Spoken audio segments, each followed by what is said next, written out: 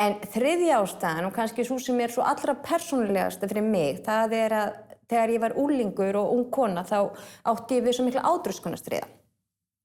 Og átröskunin mín var þannig að því meira sem ég læri í fíknifræðum, því meira ég sannfærð að þetta ekkert annað en mín átröskun að minnsta kosti, var ekkert annað en fíkn.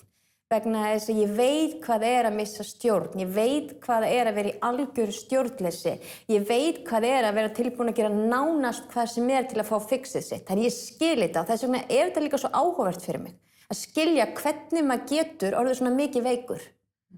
Og það svona, ég tala reyndar ekki átröskun í minni bók, en þetta útskýrir minn áhuga.